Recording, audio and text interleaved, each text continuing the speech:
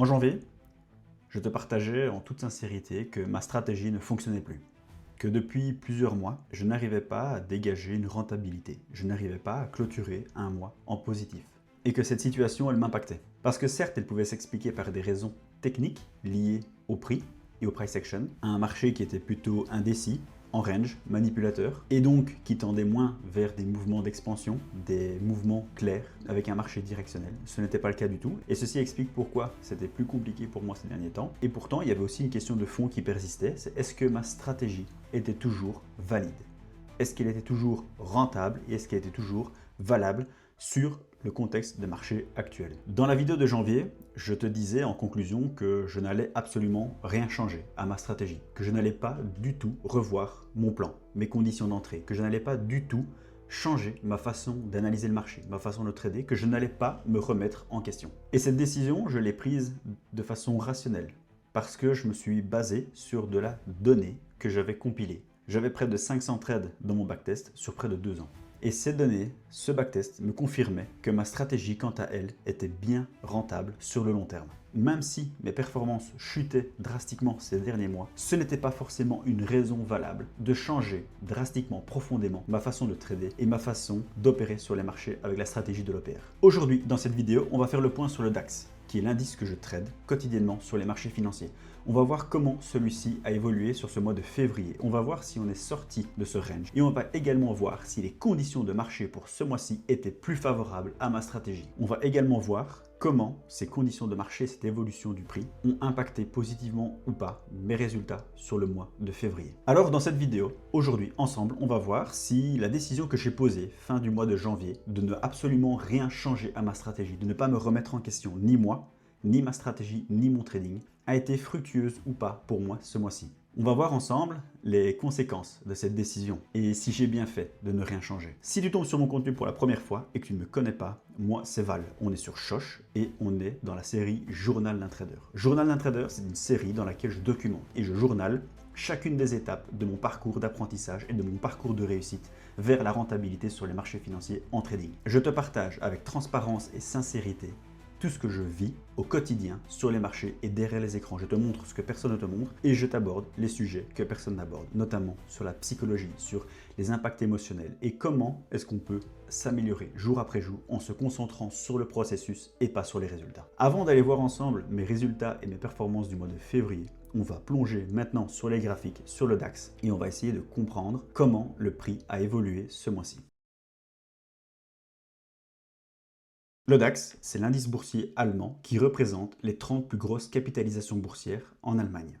C'est l'équivalent du BEL 20 en Belgique ou du CAC 40 en France. Et c'est l'actif boursier que je trade au quotidien sur les marchés financiers avec la stratégie de l'OPR. Aujourd'hui, j'ai envie d'abord de commencer cette vidéo en vous expliquant le contexte dans lequel j'ai opéré sur les marchés ce mois-ci. Je trouve que c'est pertinent de d'abord vous montrer les conditions de marché que j'avais ce mois-ci pour trader et les conséquences que ça a pu avoir sur mon trading. J'ai envie de vous montrer finalement le biais que j'avais, comment ce prix s'est comporté ce mois-ci et quelles sont les implications que ça a eu sur mes trades et mes positions. Et également, finalement, le lien que les conditions de marché peuvent avoir avec ma rentabilité et les performances et les résultats que je fais sur ce mois de février. Dans cette vidéo, aujourd'hui, on va voir comment le prix a évolué sur le DAX. On va voir si on s'est extrait de cette phase d'accumulation, dans cette phase de range, et on va voir si, dans cette phase peut-être potentiellement d'expansion, le marché m'a donné plus d'opportunités à saisir sur ma stratégie de l'OPR. On plonge maintenant ensemble sur les graphes pour analyser ça.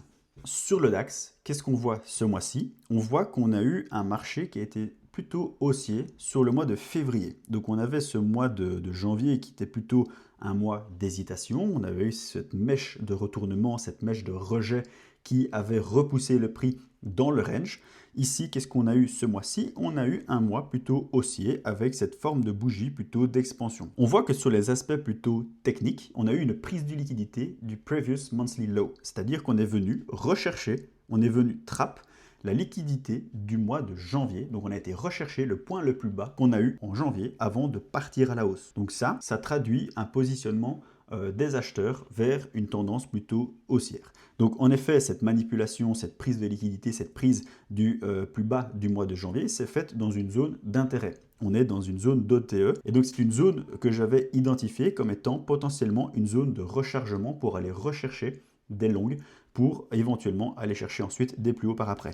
Donc cette zone, qu'est-ce qu'on voit? C'est qu'on a eu une très très belle réaction dedans. On est venu prendre la liquidité du mois précédent et on a eu ensuite cette belle expansion haussière sur ce mois de février. Qu'est-ce qu'on constate également? C'est qu'en effet, depuis mai, donc on est dans ce range ici, donc dans ces deux bornes qui viennent cadrer le prix et qui l'empêchent d'évoluer à la hausse ou à la baisse. Et donc depuis plusieurs mois, on évolue dans ce range. Et là, ici, on a eu en janvier une tentative de sortie de range, tentative qui a échoué, on l'a constaté au mois de janvier. On est venu réintégrer en fait cette borne, ce support, et on avait potentiellement deux possibilités, deux scénarios. Soit on rebondissait à la hausse sur ce support, soit on venait casser le support et on réintégrait le range. Et dans ce cas, on aurait pu attendre des retracements plus profonds pour le DAX. Qu'est-ce qui s'est fait ce mois-ci? C'est qu'on voit que finalement le support a tenu. On n'est pas venu réintégrer le range, on est venu prendre la liquidité, on a réagi exactement sur ce haut de range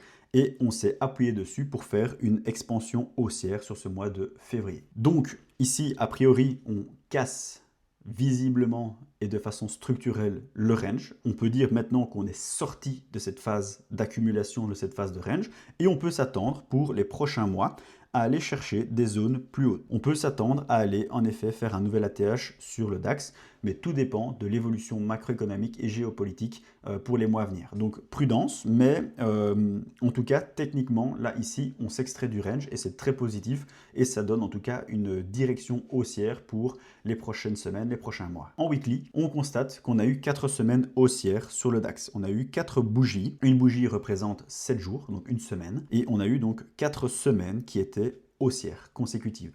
Ça, c'est une information en effet qui confirme la bougie monthly, donc la bougie mensuelle. On constate en effet qu'on est bien dans une tendance haussière. Ici, qu'est-ce qu'on voit bien, c'est qu'en weekly, on n'a pas réintégré le range non plus, donc on est venu rebondir sur ce support qui n'a pas été cassé. On voit que le corps de bougie n'a pas clôturé en dessous du range, donc de ce support. Et donc ça, c'est une information qui est extrêmement positive et extrêmement pertinente et qui dit tout simplement en effet que le range a fait son travail de support et qu'il va pouvoir justement permettre de rebondir plus haut et d'aller faire des ATH. Pour moi, la target, comme je l'ai dit, c'est cette box rouge qui est les zones d'extension où on peut s'attendre éventuellement à un retracement futur dans l'action du prix. En daily, par contre, l'information est un petit peu plus nuancée. En effet, on voit que le monthly est haussier. On voit que sur le weekly, les 4 bougies sont haussières.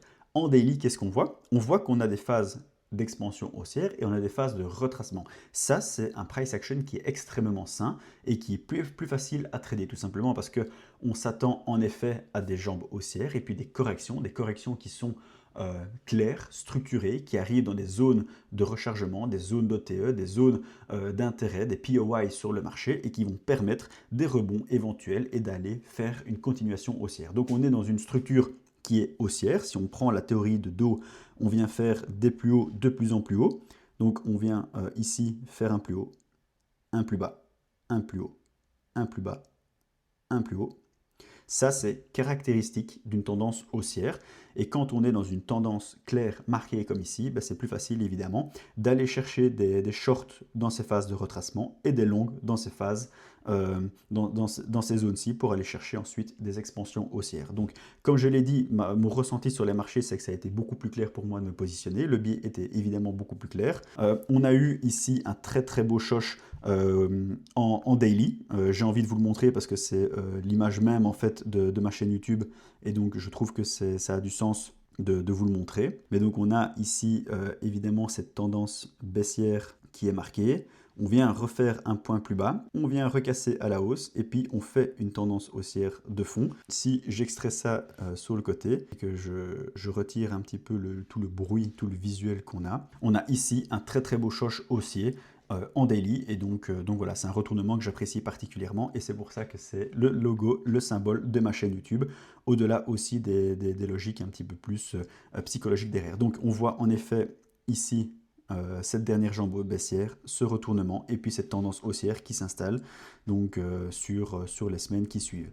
Donc finalement, on a eu, donc, comme je l'ai dit, un mois de février qui était haussier avec des phases de retracement. Vous allez voir après dans mes résultats que dans les trades que j'ai pris, il y a eu des longues et des shorts, ce qui s'explique par ces phases de retracement et ces phases d'expansion.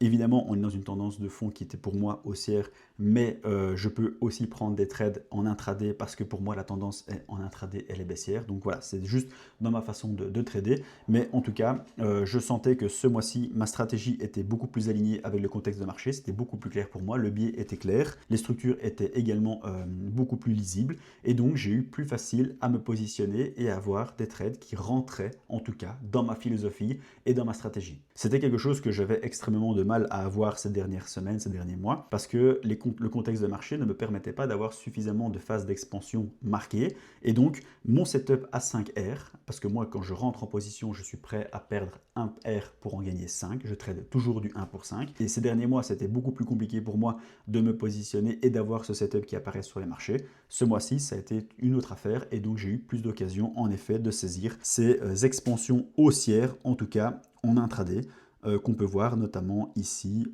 dans l'action du prix. Ici, c'était important pour moi de revenir sur ce point-là parce que c'est important de toujours vous fournir un contexte de marché. On ne le voit pas toujours dans les débriefs mensuels que les traders font sur les réseaux. C'est vrai qu'on lit uniquement la performance comme si c'était logique et que tous les mois, on allait faire 2% ou 3% ou 5% par mois. Ce n'est pas toujours le cas. C'est important d'expliquer le contexte dans lequel on évolue, dans lequel on opère et dans lequel on prend des trades. Donc voilà, là ici vous avez cette vue-là. Maintenant, ensemble, qu'est-ce qu'on va faire? C'est qu'on va analyser enfin les résultats et les performances de ce mois de février. J'espère que tu es impatient, parce que moi je suis impatient de vous communiquer mes résultats. Ok, sans plus attendre, ce mois-ci, quels sont les résultats que j'ai réalisés sur les marchés? Alors, qu'est-ce que tu peux voir? Premièrement, c'est que j'ai fini le mois en positif. Je finis le mois avec 2,1 R de rendement ce mois-ci. R qui est mon facteur de risque sur les marchés, c'est-à-dire c'est le risque que je suis prêt à prendre par trade sur les marchés lorsque je rentre en position. Prenons un exemple. Si j'ai un capital de 100 000 dollars et que je décide de prendre un risque sur les marchés pour chacune de mes positions à 1% de mon capital, c'est-à-dire que pour chaque trade que je prends, je suis prêt à perdre 1000 dollars, 1% de mon capital. 1000 dollars est égal à 1 R, 1% égale 1 R. Ici, ça veut dire que j'ai fait 2,1 R, 2,1% sur les marchés. Moi, dans ma situation, je trade avec 2% de risque par trade. J'ai décidé, à partir de janvier 2026, de doubler mon risque par trade quand je suis en phase de challenge propre firme. Pourquoi est-ce que j'ai fait ça? Je l'ai expliqué dans les vidéos précédentes, je t'invite à aller les voir. Moi, ici, ce qu'il faut savoir, c'est que donc, vu que je trade avec un risque qui est doublé, mes gains et mes pertes sont également doublés. Donc, quand je te dis que j'ai fait 2,1 R de profit total sur ces marchés, qui est mon facteur de risque, en réalité, j'ai réalisé 426 € de profit ce mois-ci. Pour rappel, j'ai terminé le mois de janvier en négatif. J'ai clôturé le mois avec une perte de moins 3,4 R. Et j'ai également clôturé avec un drawdown de moins 2%, de moins 200 dollars sur la nouvelle propre firme que j'avais achetée à la fin du mois de janvier après avoir cramé la précédente. Donc j'ai commencé le mois de février avec un drawdown sur ma propre firme, un drawdown sur mon equity curve de moins 3,4 R et également un drawdown émotionnel et psychologique parce que ça faisait plusieurs mois que je n'arrivais pas à dégager une rentabilité sur les marchés. Ça faisait plusieurs mois que j'essayais de valider une propre firme sans succès. Et surtout, ça faisait plusieurs mois que j'enchaînais des pertes consécutives et que je clôturais le mois en négatif. Finalement, ce mois-ci, en février, qu'est-ce qu'on constate? C'est que je dégage une rentabilité enfin sur ma stratégie de l'OPR. Je constate également que mon win rate est à 33%. C'est un win rate qui est correct. Malgré le fait qu'on constate que je me trompe dans 2 cas sur 3, j'arrive tout de même à dégager une rentabilité sur les marchés. Et ça, c'est quelque chose qu'il faut clairement mentionner dans cette vidéo, c'est que ce n'est pas parce qu'on n'a pas un win rate de 80%, de 90%, qu'on n'est pas capable de dégager une rentabilité sur les marchés. Même avec un win rate inférieur à 50%, un win rate ici dans ce cas-ci à 33%, j'arrive à dégager un profit sur les marchés. Et ça, c'est quelque chose qu'il faut banaliser et c'est OK d'avoir un win rate qui est à 25%, à 33% si on a la stratégie qui suit derrière. Autre chose qu'on constate, c'est que j'ai eu en effet 6 trades, 6 positions qui ont été prises. J'ai eu 4 positions perdantes et j'ai eu 2 positions gagnantes ici. Alors on voit aussi au niveau des pertes qu'elles ont été plutôt bien équilibrées dans mon mois, c'est-à-dire que j'ai eu 2 pertes consécutives, puis j'ai eu un gain qui rattrapait ces pertes, et puis j'ai eu 2 nouvelles pertes consécutives,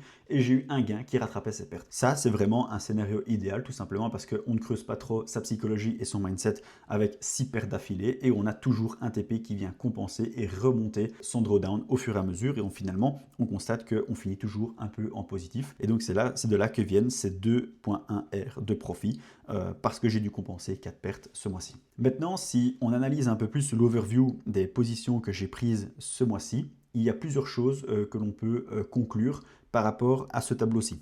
Premièrement, je n'ai pas pris de position la première semaine du mois. Donc la S1 ici, je n'ai pas eu d'opportunité. J'étais présent derrière les écrans, mais je n'ai pas eu de point d'entrée, je n'ai pas eu de trade qui respectait mon plan. Donc j'ai passé toute la semaine devant les écrans sans pour autant avoir de setup qui me permettait d'entrer sur les marchés. Et c'est OK. Deuxième chose qu'on peut constater, c'est que je n'ai pas pris de trade hors plan. Donc tous mes trades ici respectaient mes conditions d'entrée, respectaient ma stratégie. Et donc ça, c'est quelque chose qu'il faut mentionner aussi. J'ai pris la résolution en cette année 2026 de réduire le nombre d'erreurs que je faisais sur mes trades. Et donc je cherchais plutôt l'irréprochabilité, je cherchais la perfection. Je voulais réduire le nombre de trades qui étaient hors plan. Depuis janvier, je n'ai pas pris un seul trade qui ne respectait pas mes conditions d'entrée, qui ne respectait pas mon plan. Et donc ça, c'est une vraie réussite. C'est important de le mentionner parce qu'en janvier, je n'ai pris que des trades qui étaient dans mon plan et je n'ai pas dégagé de rentabilité sur les marchés. J'ai même clôturé mon mois en négatif. Ce mois-ci, on a tout l'inverse. J'ai pris aussi que des trades dans le plan et j'ai clôturé en positif. Ici, moi de mon côté, qu'est-ce qu'on constate? C'est que cette irréprochabilité sur les marchés m'a permis de dégager ce mois-ci une rentabilité. Et elle m'a surtout aussi permis, en janvier, de ne pas trop creuser mon drawdown. Ça, c'est quelque chose qui est important de mentionner. L'autre chose qu'on peut constater, c'est que les TP que j'ai fait des TP qui n'ont pas hit 5R.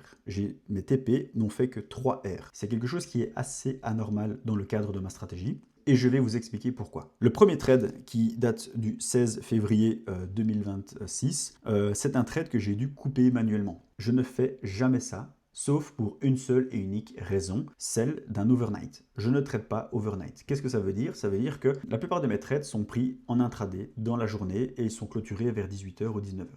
Ici, ce trade-là, il a duré jusqu'à 22h, 22h30. Et même bien après. J'ai pris la décision dans le cadre de ma stratégie de ne pas laisser courir un trade pendant la nuit. Pourquoi? Parce que de 1, je ne maîtrise pas le spread, je ne maîtrise plus non plus les actions du prix, je n'ai aucune vue et aucune maîtrise sur les news échos qui peuvent sortir, sur les dingueries qui peuvent arriver avec Trump, etc.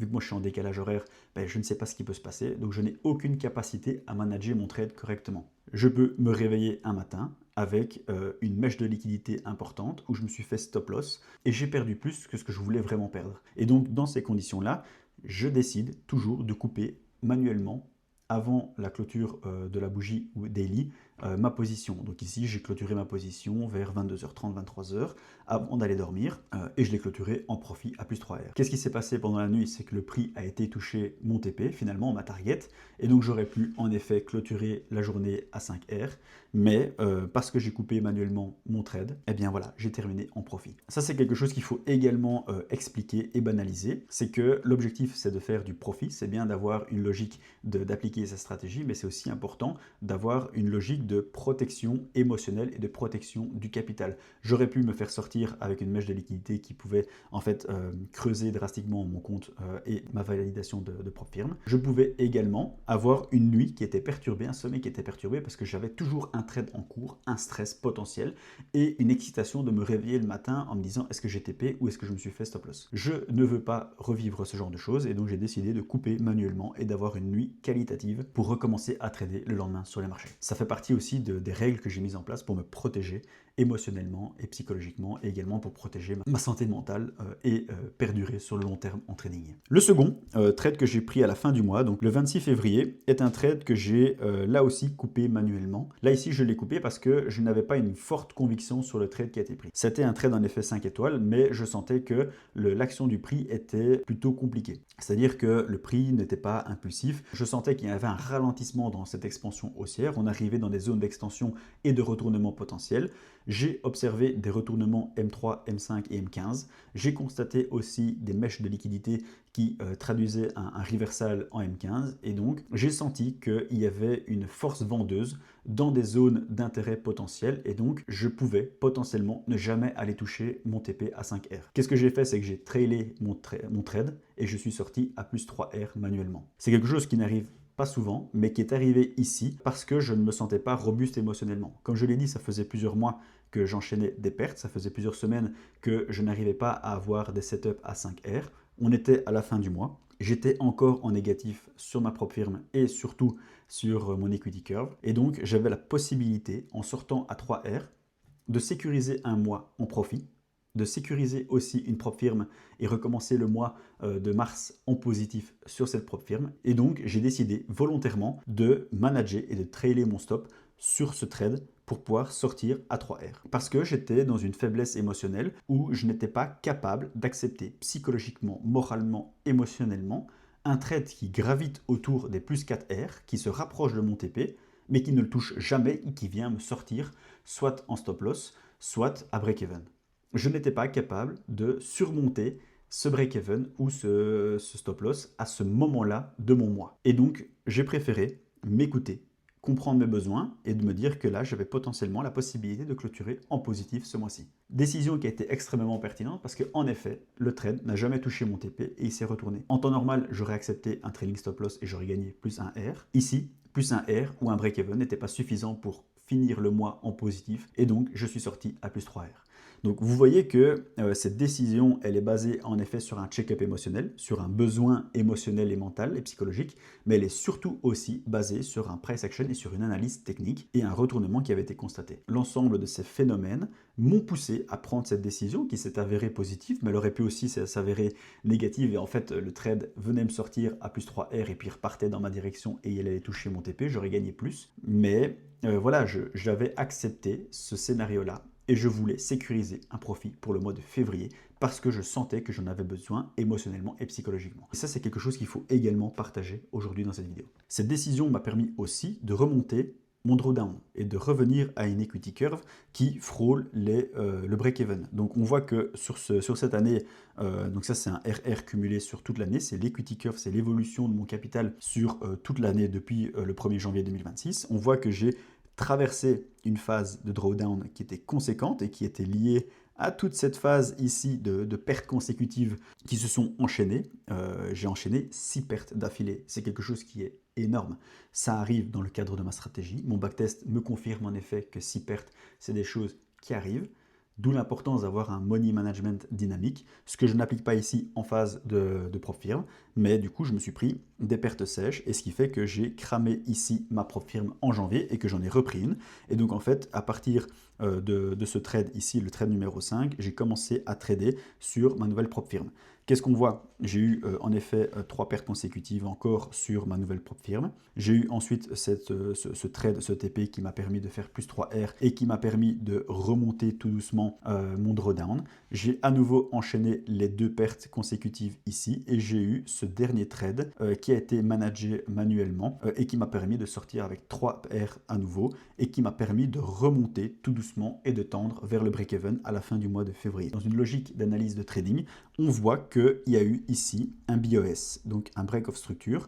On peut constater que sur mon equity curve, là, on est en train de réenclencher une tendance haussière sur mon equity curve. Ce qui est important de communiquer ici, c'est qu'on peut enchaîner plusieurs semaines, plusieurs mois d'affilée en perte. Et parfois, il suffit d'un trade ou d'un mois pour rattraper toutes les pertes des mois précédents. Ici, qu'est-ce qu'on constate? C'est qu'en effet, j'ai enchaîné 6 pertes d'affilée, mais il m'a fallu que 2 trades gagnants pour venir presque rattraper ces pertes précédentes. Et ça, c'est quelque chose que je voulais vous communiquer aujourd'hui et qui, pour moi, est un témoignage qui apporte énormément de valeur parce que j'aurais pu douter de ma stratégie, je ne l'ai pas fait, j'ai continué de l'appliquer et on voit que ça a payé sur ce mois de février. Après des semaines et des mois compliqués où j'ai été en négatif, où ma stratégie ne fonctionnait pas, je suis extrêmement content de pouvoir vous montrer que le fait de travailler encore et encore, l'acharnement, l'abnégation a permis aujourd'hui de dégager un profit, une rentabilité sur ce mois de février. Alors oui, je suis encore en perte sur mon equity curve, mais j'ai remonté mon drawdown sur ma propre firme. Je recommence donc le mois de mars sur des bases qui sont plus saines. Je sors aussi de ce drawdown émotionnel et psychologique qui a été accumulé sur ces dernières semaines, sur ces derniers mois. Et finalement, en fait, en trading, on est payé à la décision qu'on prend. En fin janvier de cette année, j'ai pris la décision de ne rien changer, de ne pas modifier ma stratégie, de ne pas modifier ma façon de trader, ma façon d'analyser les marchés. J'ai décidé de ne pas écouter mes doutes, mes inquiétudes. J'ai pris la décision de faire confiance à ma stratégie, à mon plan, à mon backtest, Et ça a été une décision qui a été très riche et très fructueuse pour moi parce que j'ai pu, grâce à ça, dégager une rentabilité sur ce mois de février. Mais ce qui est important, c'est de ne pas crier victoire. Parce qu'une rentabilité ne se définit pas en mois ou en semaines, elle se définit en années. Alors certes, il ne faut pas crier victoire trop vite parce que rien n'est acquis. Il va falloir à nouveau remettre sa ceinture en jeu au mois de mars et à nouveau faire face aux conditions de marché. Mais plus que jamais, je considère que le fait de charbonner, d'être discipliné, d'être régulier, d'être constant, de surtout en fait se focaliser sur le processus et non pas sur les résultats, ce sont des choses qui m'ont permis d'aller chercher cette rentabilité ce mois-ci. Alors si je pouvais tirer 5 grandes conclusions pour cette vidéo, les voici. Premièrement, ne remets pas trop vite ta stratégie en question. Ne change pas ta façon de trader à la première difficulté. Et ça, c'est important de le mentionner. Parce que sinon, en fait, tu ne fais que perdre ton temps. Et c'est ce qui s'est passé pour moi sur les 3 premières années de trading, c'est que dès que j'avais un couac, une difficulté, dès que je constatais qu'il y avait un mois négatif, pour moi, ma stratégie n'était pas rentable. On l'a vu, j'ai eu des mois négatifs. Ici, ça ne change rien au fait que ma stratégie fonctionne et qu'elle est rentable. Deuxièmement, tu dois backtester un maximum. Tu dois engranger un maximum de données dans ton backtest pour pouvoir prendre des décisions rationnelles sur les marchés. On l'a vu, la décision que j'ai prise en janvier, elle a été rationnelle, elle a été logique, elle a été explicitée par de la data et elle a payé ce mois-ci. La donnée est l'enjeu crucial pour tous les traders pour prendre des décisions rationnelles sur les marchés. Troisièmement, se focaliser sur le processus et pas sur les résultats. Comme je te l'ai déjà dit, j'ai cette phrase sans cesse que je me répète au quotidien. L'importance, ce n'est pas le résultat que tu fais à la fin de la journée de trading, c'est l'homme que tu deviens à force d'appliquer sans faillir ton processus. Depuis début janvier, je me concentre sur mon irréprochabilité. J'essaye de réduire au maximum les erreurs que je prends sur les marchés. On constate que depuis janvier, j'en ai pas fait une seule. Et c'est ce qui m'a permis aujourd'hui d'aller dégager 2,1% de performance sur ma propre firme. Quatrièmement, c'est d'apprendre à vous connaître, à vous écouter et à faire ce check-up émotionnel au quotidien. Parfois, il faut comprendre ce dont on a besoin pour sortir d'un drawdown émotionnel et psychologique et accepter de se payer d'abord avant d'aller chercher la perfection. Si j'avais essayé d'aller chercher la perfection sur mon dernier trade, sur ce mois de février, j'aurais probablement fini en négatif. Je sentais que j'avais besoin d'aller chercher 3R, d'aller chercher ce TP. J'ai été le chercher, je me suis payé, parce que l'objectif c'est de faire de l'argent sur les marchés. C'est ce qui a été fait. Et je sors de là renforcé émotionnellement et psychologiquement. Ça, c'est quelque chose qui est important. Il faut s'écouter psychologiquement et émotionnellement et apprendre à se connaître. C'est la priorité quand on est un trader. Et enfin, mon dernier conseil, ma dernière conclusion qu'on peut tirer de cet apprentissage de ce mois de février, c'est ne remettez jamais en cause votre propre valeur. Une bouteille d'eau peut valoir 50 centimes dans un supermarché et valoir 3 € dans un avion. Pourtant, c'est la même bouteille d'eau, c'est la même qualité, le goût est identique. Et pourtant, sa valeur diffère d'un endroit à un autre. Et c'est exactement pareil avec vous. En janvier, j'étais en négatif, j'étais en perte. Je vous montrais en toute transparence que ma stratégie ne fonctionnait plus, que ça faisait plusieurs mois que j'enchaînais des pertes. Peut-être que ceux qui ont vu mes vidéos précédentes se sont dit que je ne savais pas trader, que je n'étais pas un trader compétent. Je me suis dit aussi, j'aurais pu en fait me dévaluer par rapport aux résultats que je faisais. Aujourd'hui, je fais un mois en positif. Et pourtant, rien n'a changé. Ni moi, ni ma façon de trader, ni ma stratégie, ni ma façon d'analyser le marché. Ma valeur est exactement la même. Ne vous rabaissez pas. Ce ne sont pas vos résultats qui définissent votre valeur aujourd'hui, mais bien la façon de les faire. Votre travail acharné, votre discipline, votre irréprochabilité sur les marchés, votre détermination, cette abnégation à être là, présent chaque jour, de façon constante, c'est ça qui vous définit. Et c'est ça qui définit votre valeur. C'était Val dans Journal d'un Trader. Prenez soin de vous, atteignez vos objectifs. Ciao ciao les amis.